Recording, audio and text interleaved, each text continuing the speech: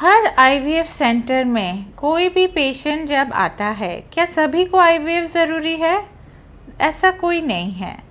It depends on many factors. For example, patient का as, duration, कई सारे factors है। इसको एक हम लोग एडवांस फर्टिलिटी में एक नया टेक्निक या नया सिस्टम आप कह सकते हैं, एल्गोरिदम।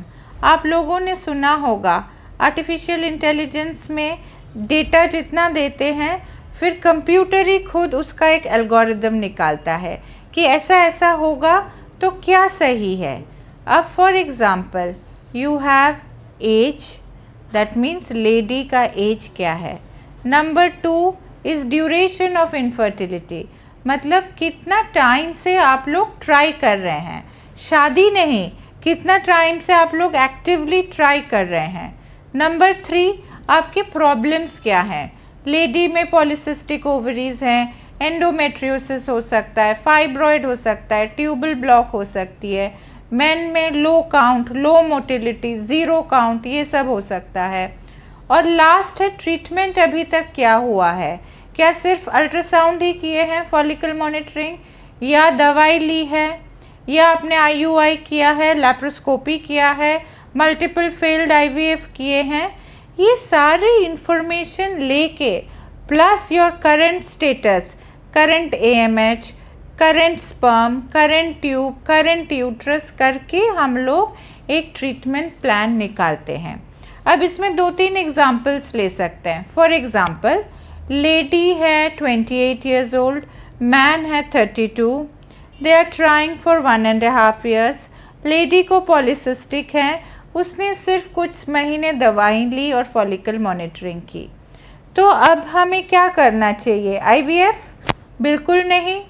अब हमें ट्यूब्स तो चेक करने ही पड़ेंगे, स्पर्म को डबल चेक करना पड़ेगा। एज कम है, ड्यूरेशन भी कम है, ट्रीटमेंट अभी तक उतना नहीं हुआ है, पॉलीसिस्टिक ओवरीज है, तो ये डेफिनेटली मेडिकल मैनेजमेंट में आती है। हाँ, कुछ समय बाद अगर ट्यूब ठीक है, मेडिसिन्स काम नहीं कर रहे, इंजेक्शंस भी दिए हैं, लैप्रोस्कोपी, आईयूआई या आईवीएफ हम सोच सकते हैं। और एक एग्जांपल लेते हैं, 35 year old lady trying for 4 years, 3 IUI cycles, sperm थोड़ा सा वीक, एग टेस्ट नॉर्मल। इसमें क्या करें हम लोग? अब इसमें भी अगर हम मेडिसिन या आईयूआई करते जाएंगे तब हमारे चांसेस कम हो जाएंगे। ऐसे केस में आईवीएफ करना ही बेहतर है। ऐसा नहीं कि नेचुरल या आईयूआई से रिजल्ट नहीं आएगा, but yes, in these cases we must move ahead with IVF.